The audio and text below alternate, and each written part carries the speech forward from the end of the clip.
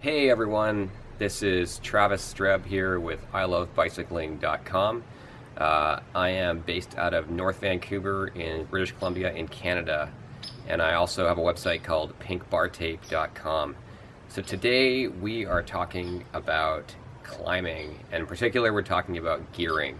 So I do a ton of climbing. You probably can't see, but behind me is a 1,000-meter mountain that I live at the base of, that I ride on a daily basis. Right now, I'm also completing a 1,000,000-foot vertical challenge where I'm climbing 1,000,000 feet in 2017 in a single year to raise money for pancreatic cancer research, which is what my cycling club, Glotman-Simpson Cycling, raises money for. So suffice it to say that I know a thing or two about going uphill, and I know a thing or two about going uphill the right way. And what I want everyone to understand, whether you're a beginner or you're more in the intermediate phase of cycling, is you got to sit down and you got to spin it out when it comes to climbing. So I'm going to talk about gearing today in particular, and I'll do a couple of other short casts about standing up, about sitting down, about how to make the most out of a long climb, things like that. But today we're talking about gearing because it's all about spinning it out at a high cadence to go fast up a hill. So I often see people up on this hill and other hills, and they are just grinding out the gear. They're standing up and they're in a super tough gear. And I know the feeling when you're riding up a hill, because you're like, man, this feels so good. I'm like really strong and I'm putting the power into the pedals. And the thing is you're just not going as fast as you could be. So gearing matters a lot. So I'm not going to get into too much technicality because there's a whole bunch of different arguments and different measurements about chain length and crank length and all this stuff.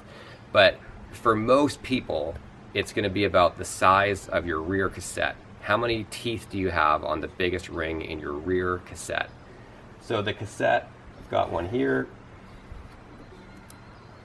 It's that big stack of chain rings on the back of your bike if you're a beginner. So the cassette, the rule I like to use, I'm a pretty light guy. I'm about 145 pounds. I'm 6 feet tall. And I insist on having a 28, so having 28 teeth on my largest chain ring in the back.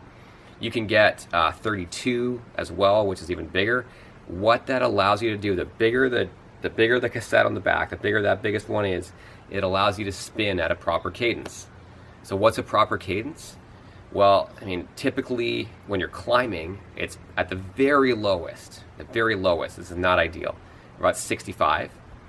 And you want to get up to about 80. Some people climb at like 90 RPM, which means they've got their foot's going around the pedal 90 times in a minute. So that's pretty high, hard to accomplish. I climb at around 80, but it's higher than most people do. But I know that when I do that, I go a lot faster. So if you have a cadence monitor, if you have a computer that actually measures your cadence, it'll tell you right away how fast you're going. If you're going below 60, you are going to make yourself so tired and you're going to build up tons of lactate in your legs that you won't be able to go as fast as you think you are, even though it's really hard to do. In essence, you're doing like a big strength workout when you should be doing a cardiovascular workout. So you really want to be focusing in on increasing that cadence, getting it up above 60, and ideally into the 70s and as high as 80. If you don't have a computer, but maybe you have a watch. I see a lot of new riders have like a watch that they have strapped to their handlebar. That's totally fine. I use that for training all the time. So if you have that, then you can count. You can either do it for 10 seconds and multiply by 6, or you could do it for a full minute and see how many times your foot goes around. That's one way to measure cadence. It's hard to do when you're climbing though, because the resistance is up. But if you're a newer cyclist, you may not have all the fitness, or if you're not a featherweight, it's going to be really hard for you to go at a proper cadence if you don't have the right gearing. So my advice is make sure that your cassette in the back has, on the biggest ring on that cassette, is at least a 28. So it has at least 28 teeth. If you're going to do a lot of climbing, that's a must. You can definitely go higher, and yes, it does matter about the front ring too. With the front ring, There's some variability there. Most people, their small ring on the front is a 36 tooth ring. So if you're like most people and you're finding that you can't get the cadence up, it's likely a problem with your rear cassette.